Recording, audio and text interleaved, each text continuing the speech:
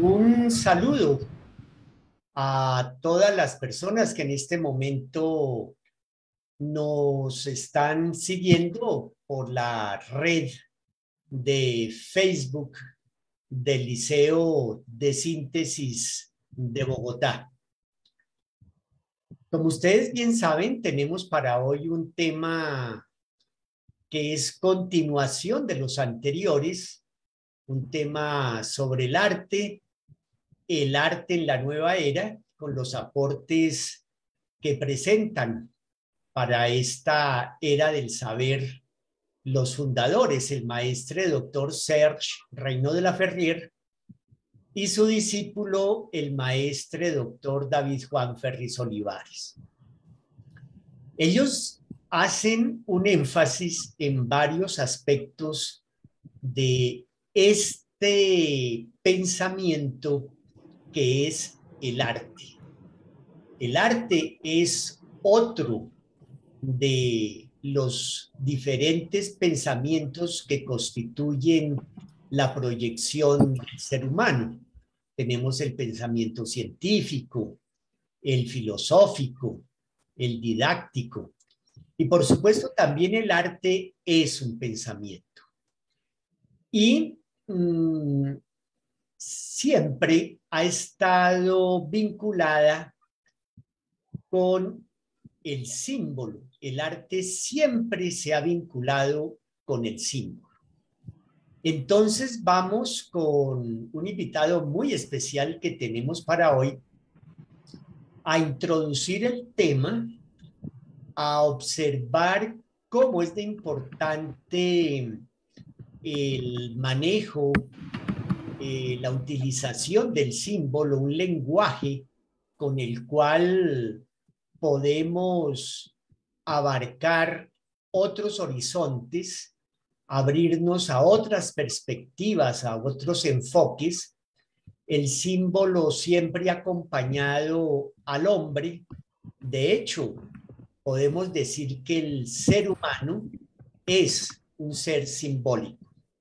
Ya muchos autores contemporáneos que se han dedicado a la investigación, al estudio de este lenguaje, así lo han percibido, lo han definido y cómo el ser humano se comunica entre sí, se comunica con sus semejantes a través de diferentes lenguajes, entre ellos el símbolo.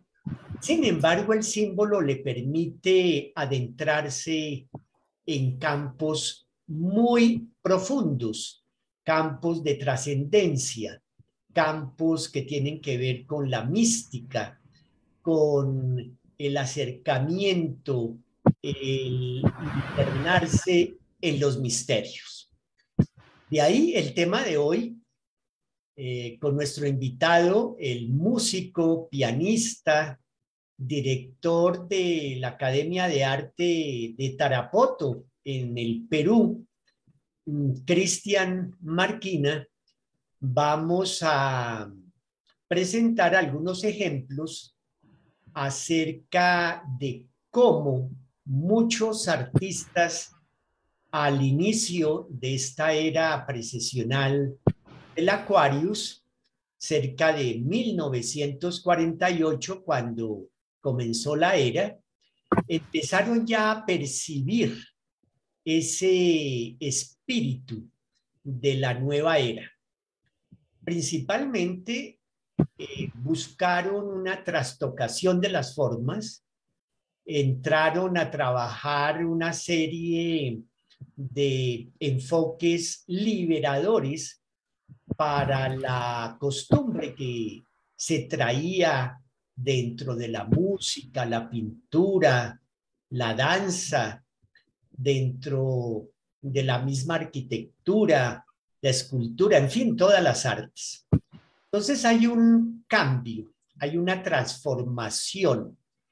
Y lo que vamos a trabajar con Cristian es también cómo la percepción de estos artistas puede tener también conexión con nosotros los seres humanos. Es decir, que el artista no solamente percibe, intuye, capta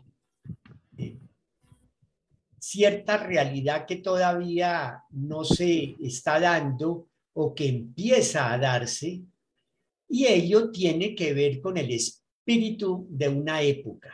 Entonces no es ajeno a ese espíritu que también va a ser parte, va a estar conectado con el espíritu de todos los seres humanos. Y los seres humanos podremos ir acercándonos al arte también desde esta propuesta. Es una de tantas. Es decir, cómo lo que aporta el artista tiene o no que ver con cada uno de nosotros.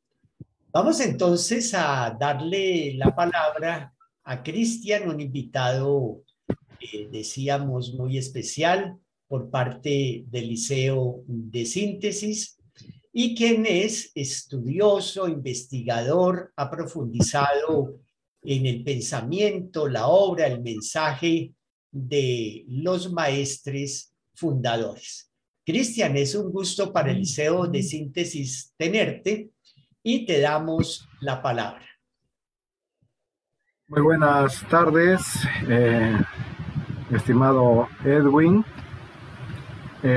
Agradezco a través de tu persona a los directivos del Liceo de Síntesis de Bogotá. Es un honor participar en este curso de los liceos de síntesis y bueno, saludar a toda la audiencia en internet, a los alumnos, estudiantes, asistentes de este ilustre liceo creado por el maestre doctor David Juan Ferriz Olivares. Efectivamente, el tema del arte es muy importante, es fundamental, porque instaura. El arte es una de las columnas y es la columna del saber, junto con la ciencia, la filosofía, el arte, la didáctica, está el arte. Esa columna está más dedicada a la instauración, o sea, tiene el potencial instaurador, o sea, generar un nuevo mundo, crear un nuevo mundo, una iluminación colectiva por el poder de los símbolos, ¿no? De los símbolos, porque el símbolo es un instrumento didáctico muy fuerte que permite que las personas aprendan más rápido, ¿no? Aprendan de un chispazo unas verdades que muchas veces con la palabra se pueden escapar. Voy a compartir pantalla como un exordio, ¿no? Vamos a compartir pantalla y mirar lo que significa todo este efecto del arte, ¿no? A ver, un segundito, vamos a ver acá. Compartir pantalla en... acá está. A ver qué podemos ver ahí.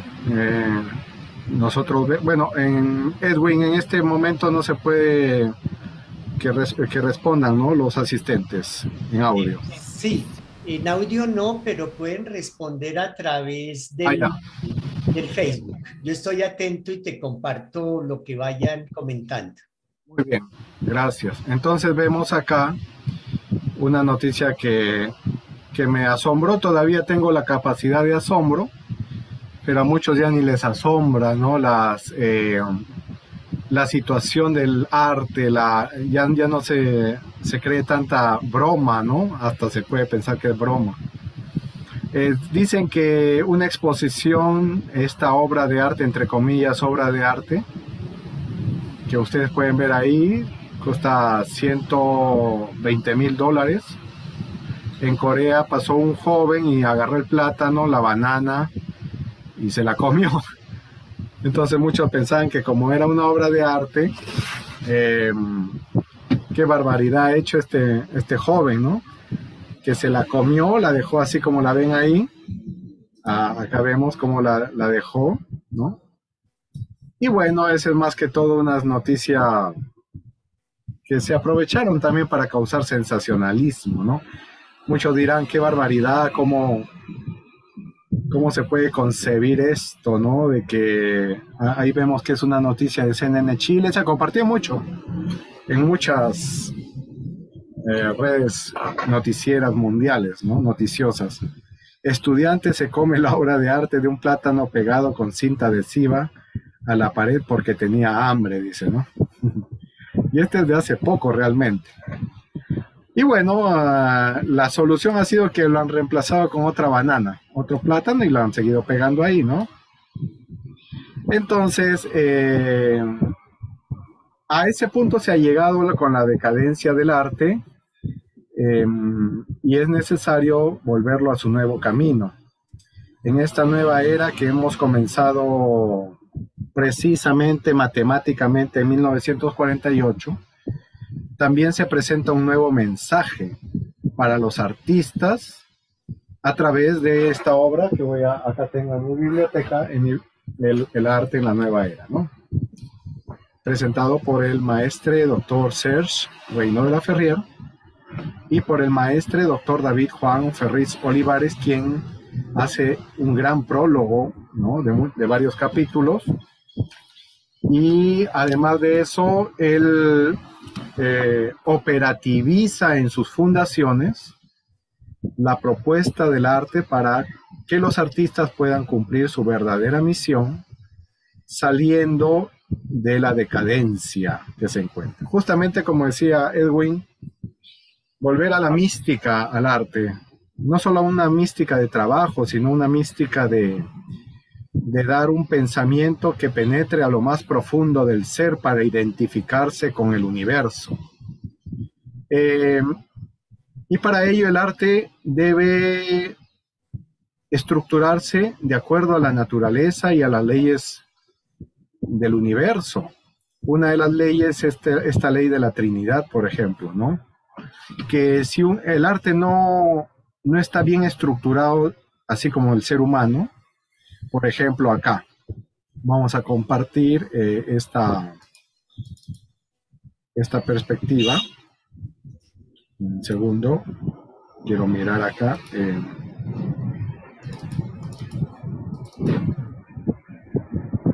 Quiero ampliar la pantalla.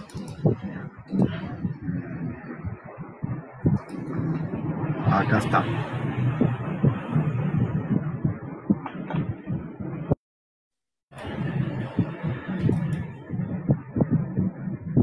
A ver, disculpen, quiero mirar la pantalla en grande, pero ¿dónde le hago clic, Edwin? Tienes que salir de la que estás actualmente y entrar con la nueva. Sino que quiero ampliar el zoom. A ver, te retiro esta y tú entras con la nueva. Ahí está, perfecto. Muchas gracias, profesor Edwin. Ahora sí vamos a compartir la pantalla de acá. Miren, hay una ley que dice en el universo tenemos los seres vivos en general y en especial el hombre. Está compuesto de tres aspectos, el cuerpo, el alma y el espíritu. ¿Qué sucede ahora? Que en la entrada en la nueva era se ha exagerado mucho en el pensamiento. ¿Qué tenemos? Obras de arte que han experimentado mucho en la forma, por ejemplo, con diversas escuelas, como diversas formas de hacer arte, desde la forma como escuela como el impresionismo, el expresionismo, el realismo mismo. El doctor Ferriz menciona varias formas o escuelas de tipo de arte, como el arte happening, en que se ponen a destruir objetos o hacer vivir en ese momento un teatro que hacen participar a la gente, que asustan a las personas, salen. Happening es que sucede en ese momento, ¿no? Y así diversas escuelas que se centran más bien en la forma, o sea, en el cuerpo del arte, ¿no? Para transmitir un mensaje.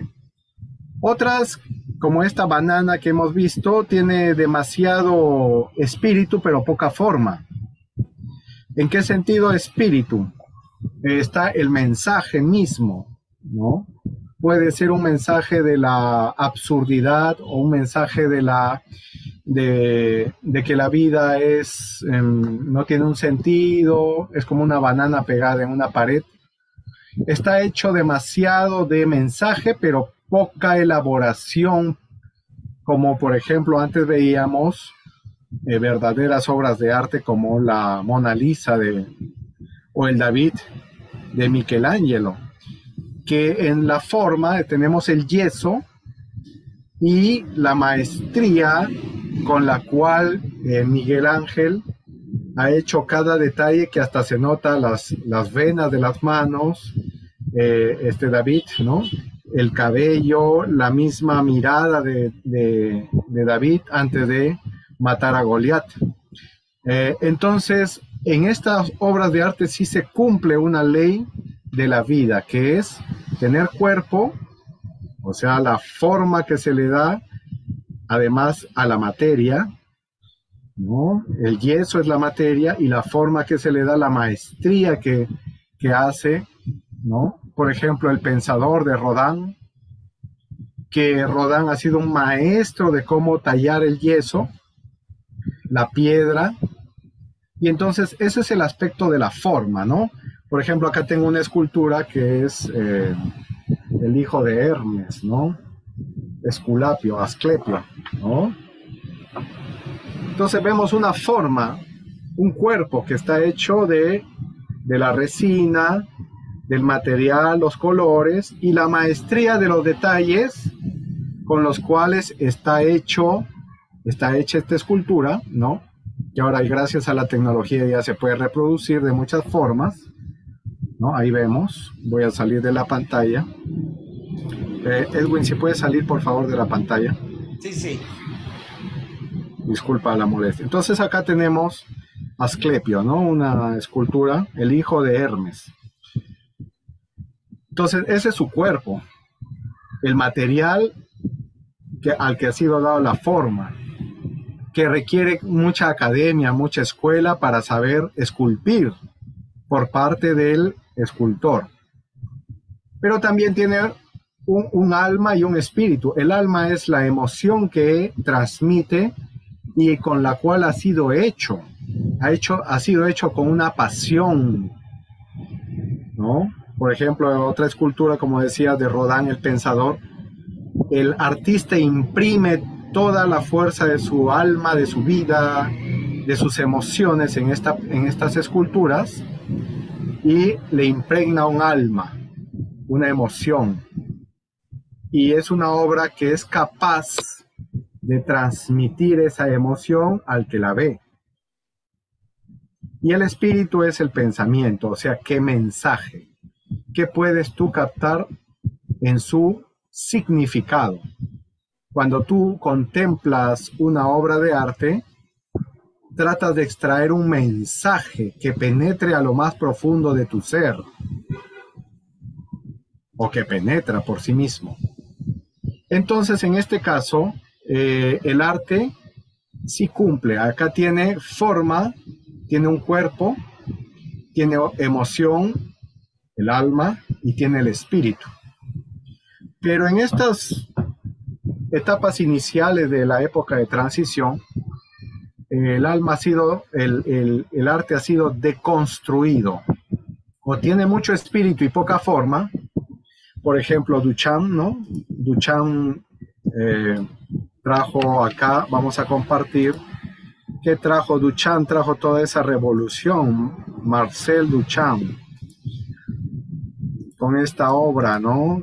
Entre comillas, obra, que era un urinario, si lo vemos ahí, ¿no? Estamos viendo el urinario, porque él traía demasiado pensamiento, demasiado espíritu.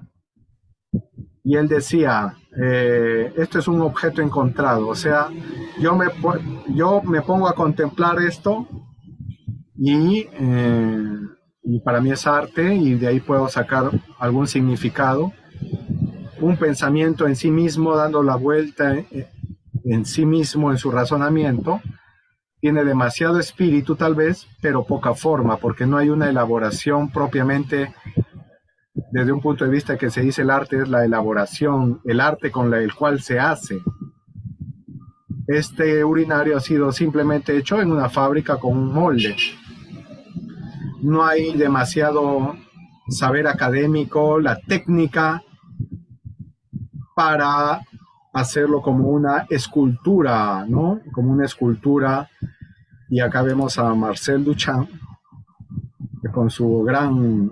esto causó impacto porque hizo pensar, hizo replantearse.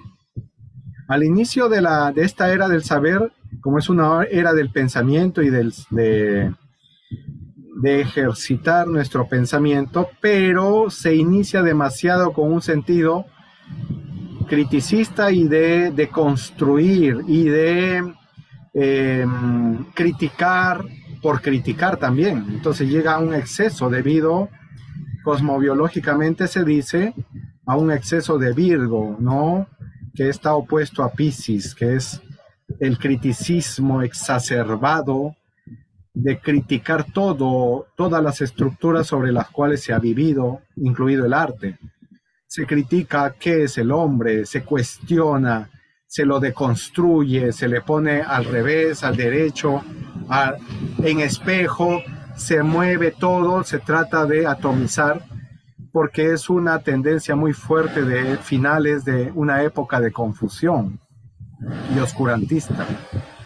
Y entonces, como parte de este pensamiento deconstructivista, se cuestiona qué es el arte.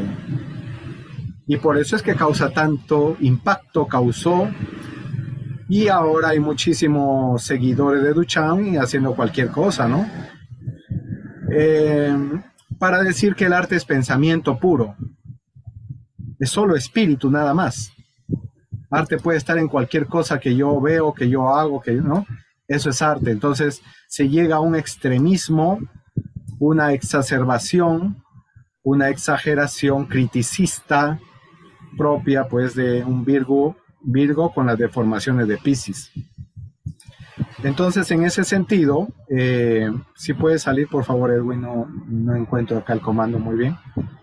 Muchas gracias, Edwin. Sí, listo. Entonces, el mensaje sería que nosotros tratemos de encontrar un equilibrio y tratar de volver al arte que sí da un mensaje, pero también sin descuidar esa balanza entre cuerpo y espíritu, que está dada también por el alma, las emociones, ¿no?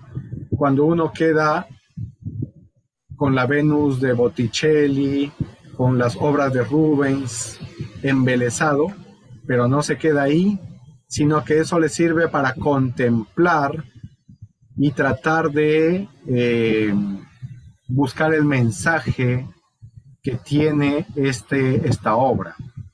Y eso es una yoga, ¿no? Porque nos une a los objetos. Nuestros queridos maestros María Nilda Serfarbulú y José Miguel Esborrona nos ilustraban una vez que es cómo podemos unirnos y hacer yoga, porque yoga significa unirse de nosotros como sujetos a los objetos. Al contemplar una obra de arte podemos llegar a esa interpenetración de nuestros seres con esa obra, mediante también el alma de las cosas. ¿Cómo podemos? Al contemplar y tratar de llegar al mensaje que puede transmitir una obra como el Esculapio, ¿no? Bueno, no sé, no me acuerdo de quién es el que ha creado esto, tal vez Fidias o uno de los escultores griegos, ¿no? ¿Y qué significa tratar de penetrar y no solamente quedarnos en el adorno? Porque cuando no hay un grado elevado de conciencia de las personas, quedan en el automatismo. No me olvido, a veces he visto de paso cuando se recrea una situación, y que estamos ahora en el Liceo de Colombia, que es de mala recordación para nuestro querido país, ¿no? De hermano de Colombia, que la esposa de Pablo Escobar decía que tenía, y Pablo Escobar se asustó, ¿no? Yo he comprado, tengo 2 cuadros, cada cuadro de Picasso vale $5 millones, lo tengo acá en la sala. Y lo he comprado porque me da la gana, y ahí está puesto en la sala. Cuadro de $5 millones. Y le criticaba a su esposo: ¿por qué tú te compras pájaros exóticos y yo no puedo comprarme un cuadro y ponerlo en mi sala? A ese punto se ha llegado de que las personas compran porque es bonito y punto. No hay un nivel más allá de ese sentido que nos puede aportar el arte. Entonces nosotros podemos llegar a esa unión con las cosas cuando no solamente vemos sus colores, su belleza y lo ponemos ahí, o tal vez por un simple esnovismo, sentirnos superiores o que estamos subiendo socialmente, sino que llegamos a comprender el alma de ese cuadro, qué ha querido transmitir, qué mensaje tiene esta escultura y no tenerla solamente por adorno, qué sabiduría nos puede transmitir para nuestra vida. Y para ello es necesario ir estudiando.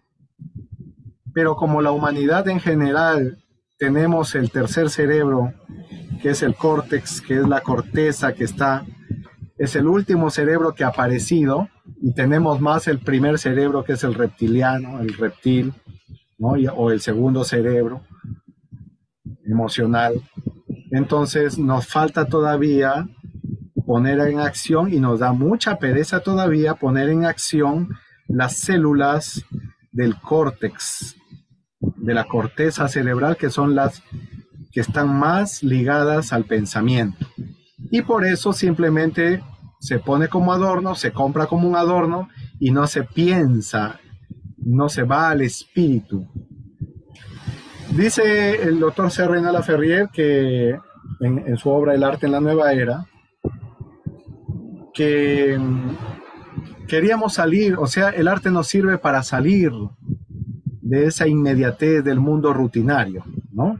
De ese automatismo de despertarnos, trabajar, regresar cansados del trabajo, dormir, y luego otra vez esa rueda, ¿no? Que en la India se llama la rueda del samsara, ¿no? La rutina, hasta que nos envejecemos y morimos, y no ha tenido una trascendencia. Y por eso entonces, ¿qué puede aportar el arte a nosotros?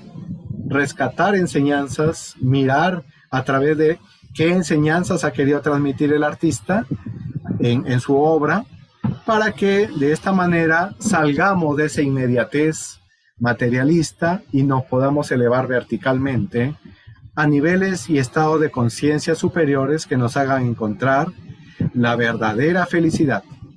Porque la verdadera felicidad no se encuentra en el materialismo y la rutina diaria, sino en el cumplimiento del para qué hemos nacido, qué somos, a dónde vamos en nuestro espíritu. Muy bien, como es un conversatorio, vamos a dejar, si es que hay alguna opinión, y vamos a dar el uso de la palabra para que continúe al arquitecto Edwin. Muchísimas gracias, Cristian. Un gusto nuevamente saludar a todas las personas que en este momento nos están siguiendo.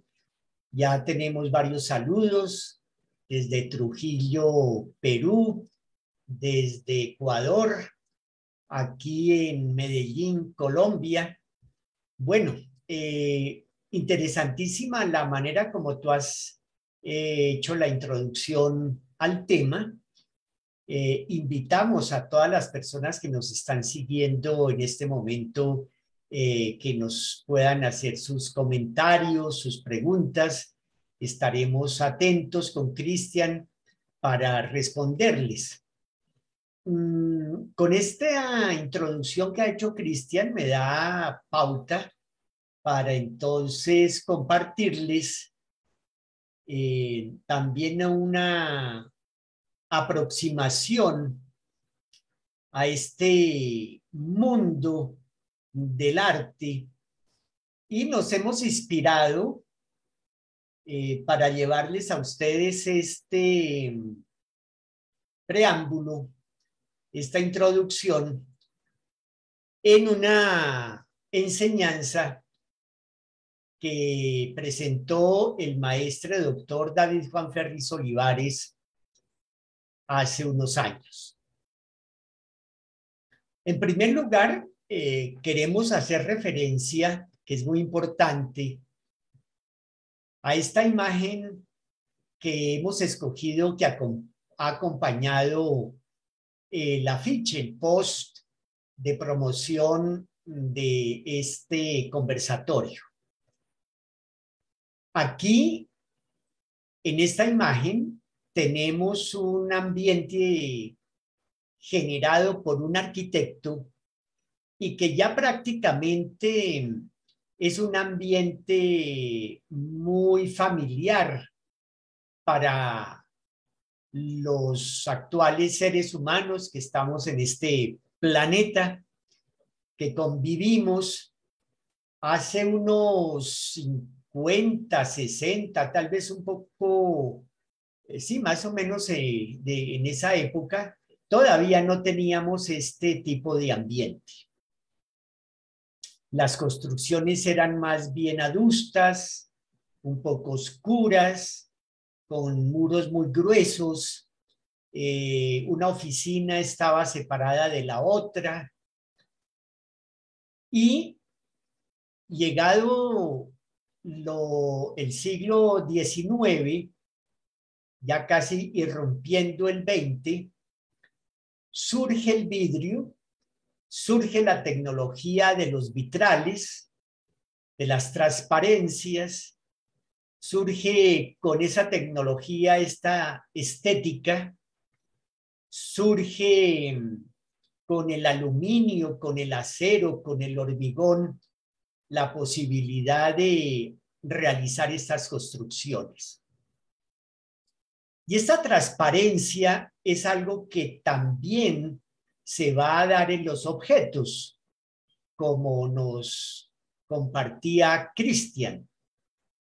El objeto no es ajeno al espíritu de la época. El objeto no es ajeno al espíritu de cada uno de los seres humanos. Hoy encontramos relojes de pulsera transparentes, encontramos los conocidos ascensores en los edificios que son prácticamente translúcidos, nos pueden ver desde afuera, desde adentro podemos ver toda la panorámica. Conocí teléfonos transparentes en donde se veía todo el mecanismo del aparato internamente. Un espíritu de liberación.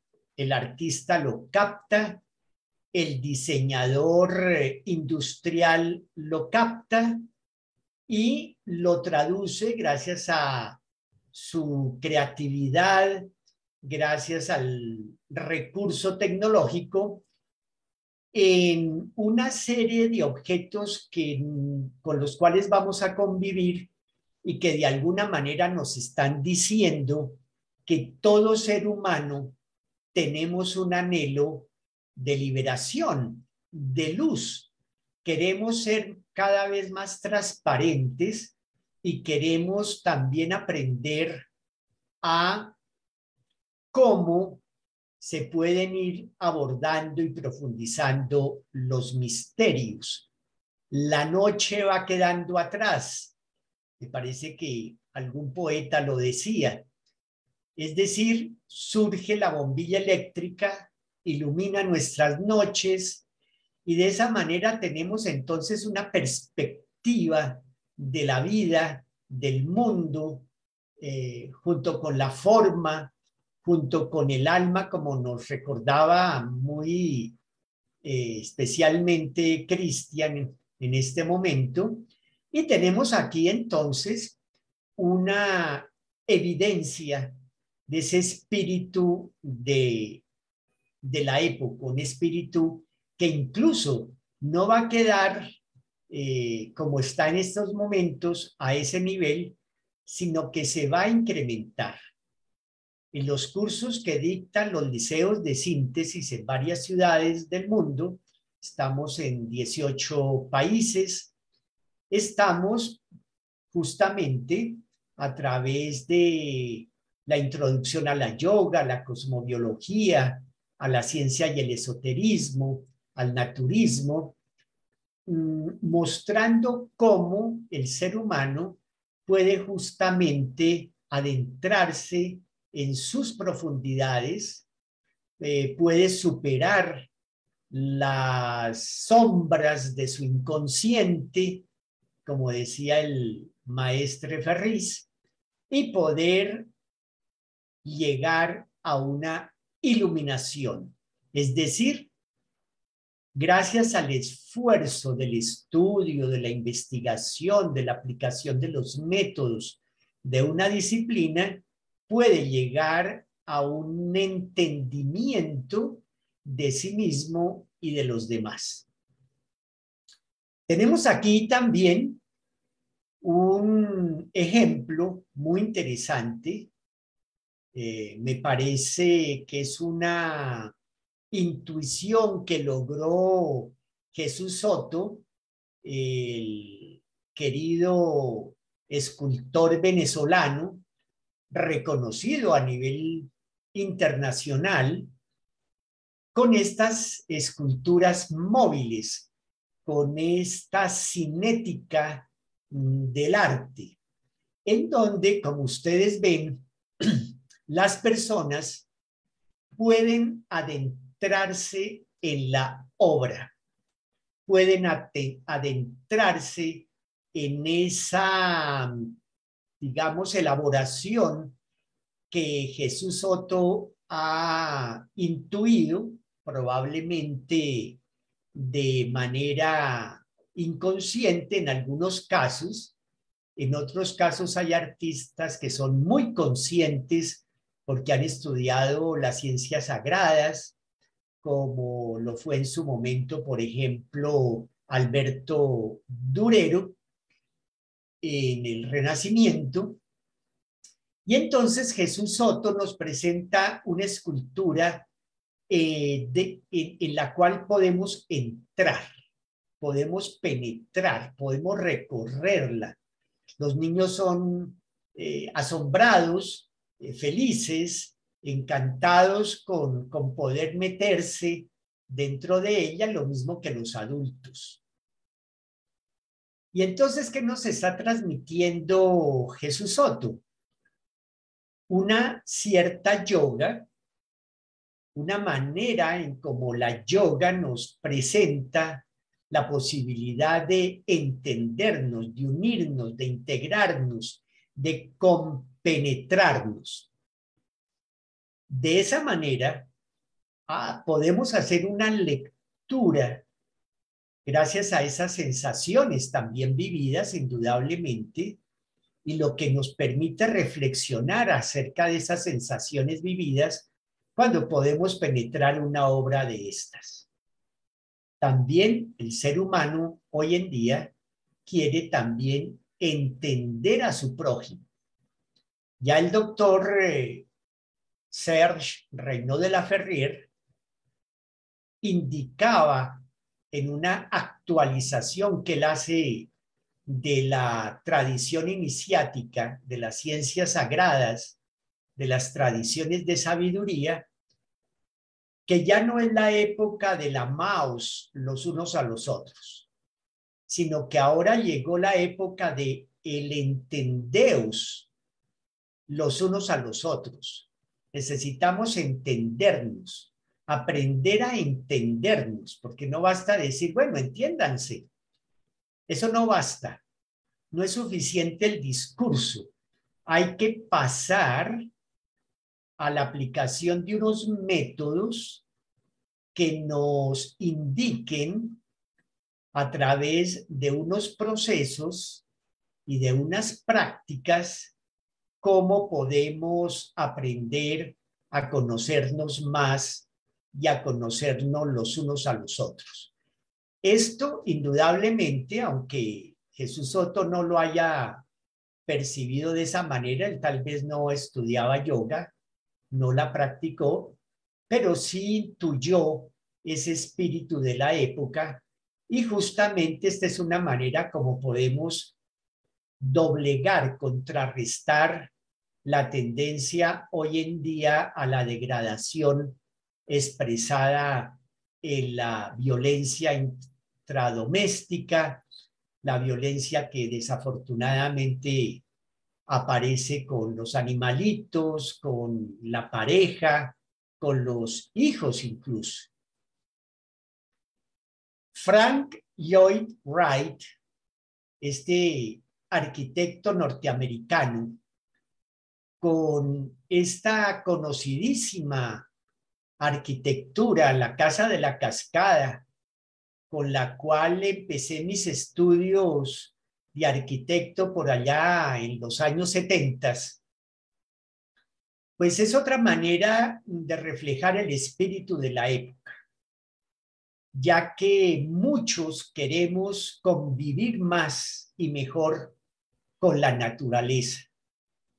En parte hemos perdido esa conexión con la naturaleza. En la Edad Media, en la época del arte románico, los seres humanos, muchos, reconocían en la naturaleza una sabiduría.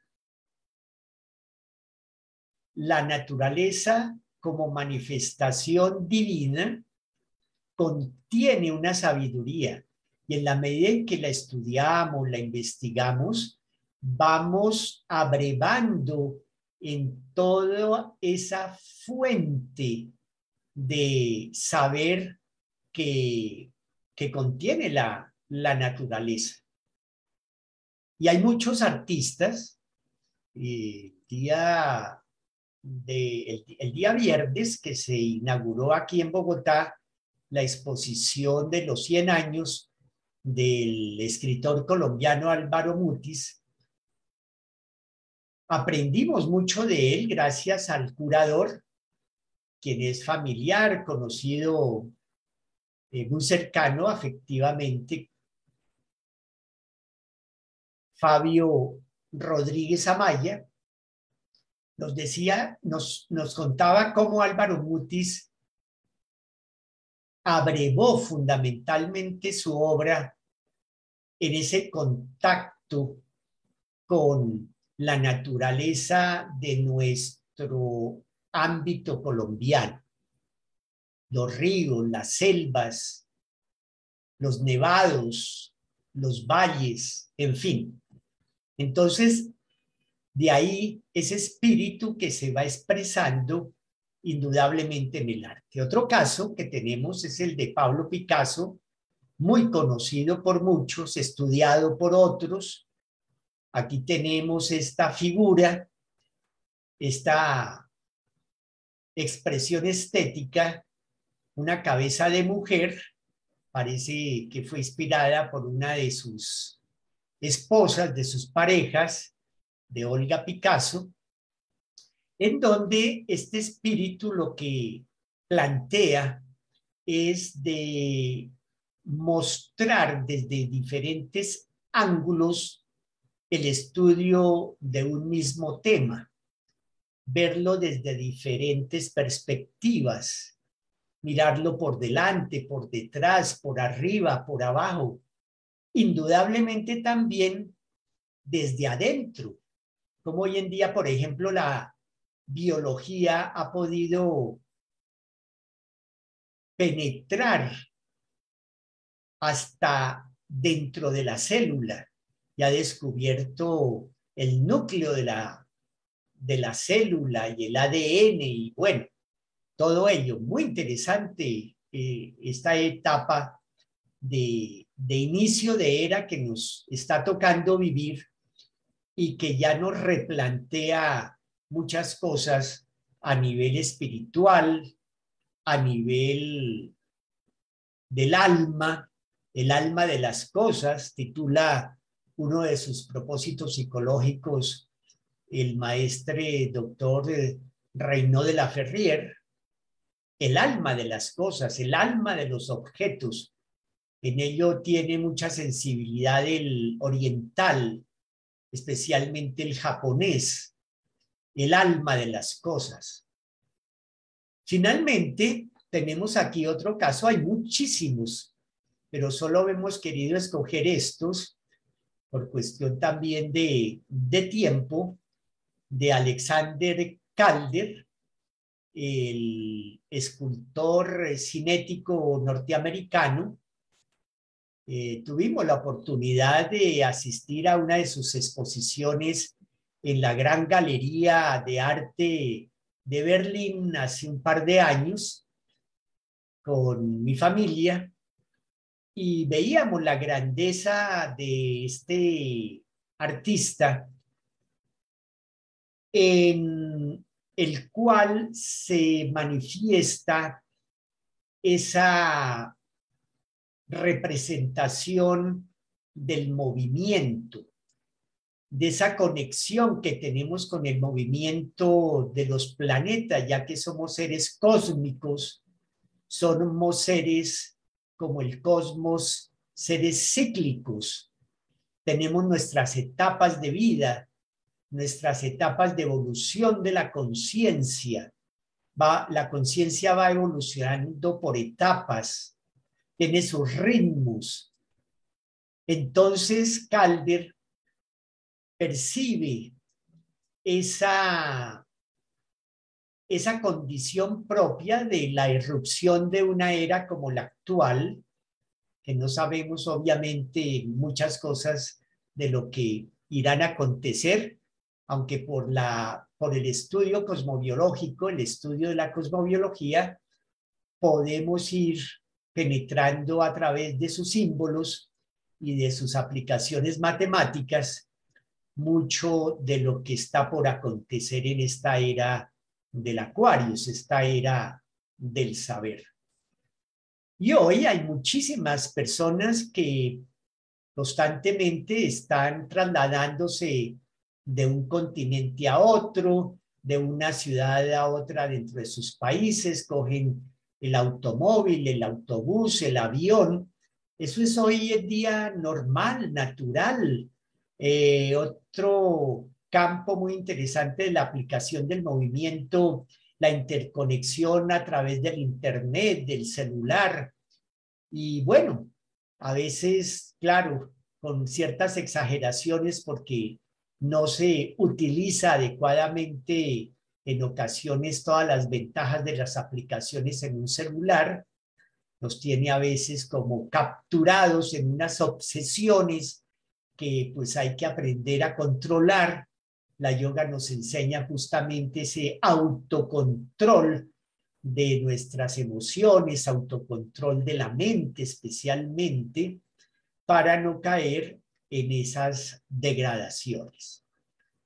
Bueno, entonces con estos ejemplos, ahí como les decía, y con Cristian habíamos hablado de muchos otros autores tan interesantes, artistas como Igor Stravinsky. Me gustó mucho cuando la conocí a Isadora Duncan, que también cambió el sentido de la danza en su época, y tantos otros, George Gershwin, el norteamericano que compuso tantas obras de jazz, entre ellas Rapsodia en Azul, motivo de meditación, que fue para el discípulo del doctor de la Ferrière, el maestre David Juan Ferris Olivares, y así tantos otros. Bien, vamos entonces a dejar hasta acá. Es una grata oportunidad de la que hemos compartido con ustedes en este momento. Voy entonces, habiendo dejado de compartir pantalla, cómo estamos en el ambiente del del chat del Facebook, que queremos entonces compartir con Cristian.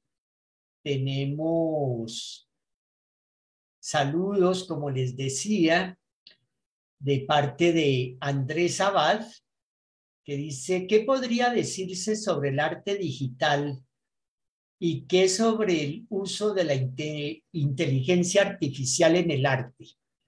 Cristian, ¿tú quieres participar? Ya, gracias, Edwin. Gracias, Andrés. Bueno, como decía en la exposición, el arte tiene un arte para que sea que vaya con la naturaleza, con las leyes divinas y naturales, tiene que tener cuerpo, alma y espíritu. Esos tres requisitos en una armonía, ¿no? Cuerpo, alma y espíritu. Habíamos definido que el cuerpo sería la técnica, el manejo del arte con ese dominio del artista, de los medios, un dominio total, ¿no?, de la materia. En el caso del escultor tenemos la materia, y el yeso o la roca o la madera, y la forma como él domina al máximo, como Michelangelo, que se veía hasta las venas ¿no?, del Moisés o de David, ¿no?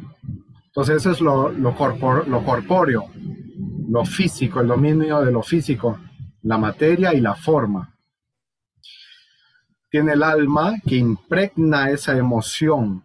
El alma es la emoción, el sentido emotivo, tanto en lo que da, y cuando uno recibe un contenido emocional y se emociona. Se dice que un artista que no le ha puesto toda su sangre, o sea, su emoción a esa creación, no va a generar esa transmisión de emoción al espectador. Si te genera una emoción profunda, es porque ha habido una emoción del artista, como Leonardo da Vinci, Durero, Rubens, Watts, Van Gogh. Uno de los que más emoción le ha puesto a su obra, ha dejado la sangre ahí, es Van Gogh, ¿no? Y por eso ha trascendido también. Tenemos cuerpo, alma, y ahora el espíritu es ese mensaje, la conciencia, el mensaje, el pensamiento, el cual ha creado, el significado que tiene y que transmite y que descubre nuevos significados. En lo que pregunta Andrés es el arte digital. El arte digital, en la forma, es uno, por ejemplo, en la impresión en 3D o también en la generación de imágenes. Si hay un dominio del mouse y de los prompts y qué sé yo, va a hacer que sea una obra, hasta cierto punto, tener algo de cuerpo. Pero se dice que en la inteligencia artificial todo es una remezcla de formas y de estilos. Yo puedo hacer un prompt. Un prompt es una instrucción que uno le da a la inteligencia artificial, y créame un cuadro con el estilo de Van Gogh, pero también un poco con Da Vinci. Quiero un Da Vinci Van Gogh. Esa es mi forma. O hazme una mezcla que tenga un poco de Da Vinci, Van Gogh y qué sé yo, y Matisse, o Rubens. Y entonces te va a sacar eso. Entonces, como dicen muchos artistas, hasta la experiencia que hay ahora es que en cuestión de forma no es nada más que todo una mezcla de lo que ya se ha hecho. Hazme un Picasso con una mezcla de Dalí con Picasso en un cuadro, ¿no? Entonces ahí no hay mucho que tú pongas cuerpo, pongas forma, pongas dominio del cincel, o sea, del mouse, ¿no? Y bueno, entonces va a ser como refritos, como se dice, ¿no? Mezcolanza de estilos. Si hay un arte digital, ese es por inteligencia artificial, pero también puede haber arte digital, como hay que sí crea la persona. Hay una escultora, una dibujante que hace en 3D, ¿no? Tiene dos aparatos terminales y va pintando, ¿no? Depende de qué espíritu tenga. A veces simplemente es artisteada, que significa dominio total. Pintan un tigre, por ejemplo, con un montón de... por ejemplo, se ve un video en TikTok. Una mujer china viene y agarra varias latas de pintura y hace un tigre maravilloso solamente tirando la pintura. Y se ve un tigre. Pero eso se llama... eso no es tanto arte, es una reproducción nada más, porque le falta el espíritu. ¿Qué mensaje quieres transmitir? O simplemente estás reproduciendo nada más. Y eso no es arte. La artesanía tampoco es arte. El doctor de la Ferrier dice en su obra acá, en ningún momento se trata de la artesanía, que es unir lo útil a lo agradable. Una olla la pintas y ya es lo útil, la olla, lo haces agradable. Entonces en el arte digital tendría que cumplir esas tres características, ¿no? ¿Qué alma le has puesto? ¿Qué cuerpo? ¿Qué forma? Y que sea auténtica también, ¿no? Pero y sobre todo el espíritu, ¿qué mensaje estás transmitiendo? ¿Cómo has configurado tus elementos? Si es arte digital, ¿cómo cumple la ley de oro, la regla de oro? ¿Está bien compuesto? ¿Está bien adecuado, armonizado? ¿O qué quieres transmitir en esa nueva forma que estás transmitiendo, en esa obra, ¿no? Porque también hay otro aspecto que decía el doctor de la Ferrier, que en los vitrales, simplemente, ¿por qué no ver solamente por la combinación de luces? Ahí se ve algo hermoso y puede ser un motivo de reflexión. Entonces hay que ir analizando cómo hay cuerpo, cómo hay alma y cómo hay espíritu en esas obras, y eso va a hacer que trasciendan o no trasciendan. Si tiene mucho cuerpo y poca alma, posiblemente no va a trascender. Si tiene mucho espíritu y nada de cuerpo, tampoco va a trascender. Tiene que haber un equilibrio, como el equilibrio que lograron los griegos, ¿no? Así es, muy bien, Cristian. Claro, estamos ante una situación que, como tú dices, hay que aprender a analizar porque puede ser parte de nuestra etapa de transición. Estamos en una etapa de transición, la era del saber no ha entrado totalmente todavía. Es posible que todavía se lleve unos 100, 200 años en entrar definitivamente. Todavía nos corresponde un largo camino por recorrer, pero hemos avanzado muchísimo. Pero también saber enfocar, porque estos artificios del arte, de la inteligencia artificial, muchas veces, como tú dices, son pura mezcla de algo ya conocido. Entonces ahí no hay mayor aporte real en el sentido verdadero. Bueno, aquí tenemos otra pregunta, Cristian, de Michelle. Dice, qué son los criterios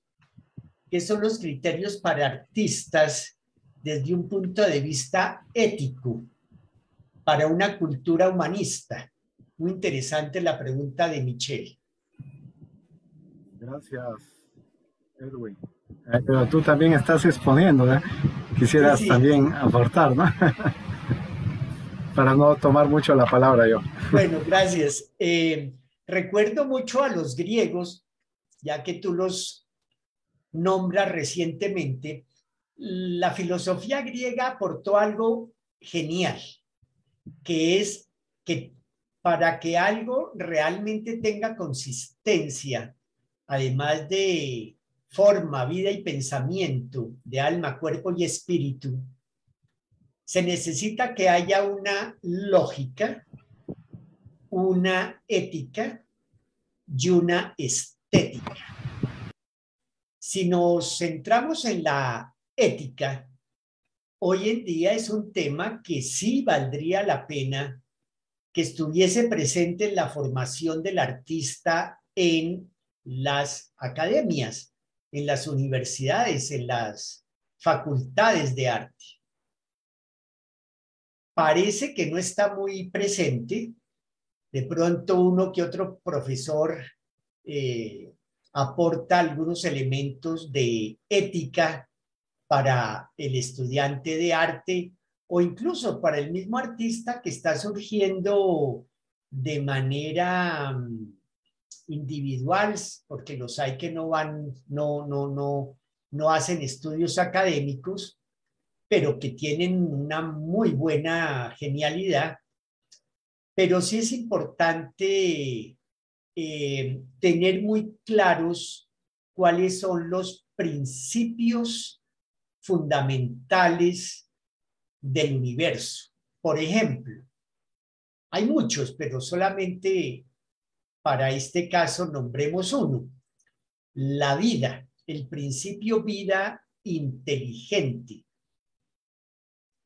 ¿Qué tanto el artista muchas veces se da cuenta o no se da cuenta de este principio? ¿Qué obras de arte están o no aportando a propiciar la vida, a reconocer el valor de la vida? ¿Qué tantas obras de arte están propiciando la vida inteligente? Porque si nosotros cogemos cualquier manifestación de la naturaleza, inmediatamente nos damos cuenta que ahí hay vida y además que es inteligente. No es sino que recordemos de pronto alguna pequeña herida que hayamos tenido y cómo nuestra misma piel solita empezó a crear la costra que se llama, se coaguló la sangre y luego se curó. ¿Y eso gracias a qué? A la inteligencia celular. Entonces, ese trabajo en función de esos principios éticos es fundamental en nuestro mundo, junto con el sentido de la lógica que tiene que ver con el orden, con la armonía, con la composición de la obra y con la estética, que está constituida por diferentes lenguajes, en donde el artista también empieza a captar a qué área de esa realidad le da importancia. La estética para mí es aquello a lo que le damos en un momento dado valor, a qué le damos importancia. Puede ser un conjunto de elementos que constituyen ese valor que le da el artista a su obra. Y la ética, como decía, el estudio de esos principios como la tolerancia, como la paz, el aprender a vivir en solidaridad, cooperando, y así sucesivamente. Bueno, si tú quieres aportar también al respecto, Cristian. Gracias, estimado Edwin, gracias. Sí, me recuerda algo que hay que pensar los dichos, ¿no? No todos los dichos son, uno los toma a veces y no los piensa, dice todo libro, no hay que votar, es bueno los libros, pero hay libros que no deberían ser escritos. Realmente dicen demasiadas cosas que o grafican o ponen también, ¿no? Entonces, más bien, qué sé yo, hay libros como fabricar bombas, cómo matar mejor, qué sé yo. Entonces cosas esas no deben ser escritas, ¿no? Eso no es ético, no aporta a la vida. Y eso no es arte, hay arte que no es arte realmente, ¿no? Entonces, como decía el maestro Sun Wukong, el inmoral es todo aquello que aparta de la vida y no lo que daña los intereses creados. Y muchas veces la moralidad se basa en intereses y no en la vida como tú lo expresas, ¿no? Entonces por eso es que el arte necesita ayudar al ser humano a mejorar y no a empeorar, ¿no? Entonces eso es importante en la estética. A ver si hemos respondido así. Sí, me hace recordar de una enseñanza que hace poco se transmitía desde Caracas por parte de los maestros actuales, la maestra María Nilda Cerf Arbulú, el maestro José Miguel Esborronda Andrade, quienes son nuestros maestros junto con los fundadores, de cómo se habla mucho de ciertos temas dentro del arte, pero muy poco de la manera de construir fraternidad. Eso también es fundamental y estamos los artistas como atrasadísimos en ese aspecto. El artista plantea temas como la libertad, la luz, la transparencia, bueno, tantos elementos que han trabajado los artistas, pero muy poco la fraternidad. Ahí tenemos pues miles de temas que podríamos casi que empezar entre todos a hacer una lista de urgentes y necesarios para abordar. Muy bien. Bueno, hay una estudiosa del arte, Avelina Lesper, que les recomiendo. Ella es mexicana y ha podido abrirse un camino muy interesante gracias a toda la serie de observaciones que está haciendo sobre la decadencia del arte actual a la cual se refería Christian.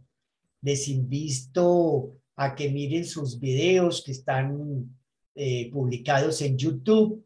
Recientemente publicó un libro al respecto y está poniendo, como se dice, el dedo en el punto justo de lo que hoy en día está haciendo de manera muy desafortunada un arte muy materialista y extremadamente comercial. Entonces, ella, junto con otros filósofos del arte, están también clamando en ese sentido por un retorno a un arte verdadero. Bueno, ya por el tiempo entonces, y saludando también a todas las personas, hemos llegado a contabilizar un promedio de 400, 500 personas que en estos próximos días asisten a ver estos conversatorios que emite el Liceo de Síntesis. Entonces, esperamos también sus comentarios, sus preguntas. Cristian, si ya quieres compartirnos unas conclusiones y una despedida para ir cerrando esta transmisión.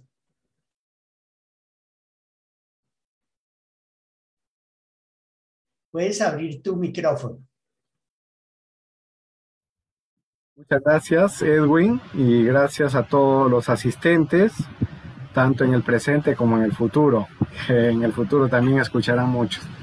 Entonces, mi saludo y bueno, que sea un motivo, estas palabras breves, que sea para que se erija, se instaure el arte como que retorne a su verdadero camino y cumpla la misión, y los artistas cumplan la misión, que tengan un sentido de misión en primer lugar, y nosotros también, que haga que todos los que no son artistas, entre comillas, porque todos son artistas, que hagan que se respete, se instaure, vuelva a su trono, al trono que se merece como una de las columnas del saber, el arte. Que estas palabras contribuyan a eso y que cumpla esa misión. Muchas gracias. Muchísimas gracias, Cristian, para el Liceo de Síntesis. Algo muy especial, tu aporte, siempre tan importante, tan actualizado, tan válido. A todos, pues agradecerles su compañía y seguiremos en estas transmisiones vamos a hacer un paréntesis en estos próximos domingos para retomar nuevamente estas transmisiones a comienzos del mes de octubre. Entonces, estaremos de todas maneras enviándoles algunas pautas referentes a todo el inmenso trabajo que han hecho los fundadores en el saber para esta era del Aquarius, junto con también el arduo trabajo que están realizando día a día los actuales directivos internacionales, la maestra Marianilda Cerf Arbulú y el maestro José Miguel Esborronda Andrade. Para todos un abrazo fraternal y los mejores deseos para que sigamos estudiando, profundizando y ayudando a muchos seres con el aporte que podamos hacer para ayudarnos siempre a través del entendimiento los unos a los otros. Que estén muy bien.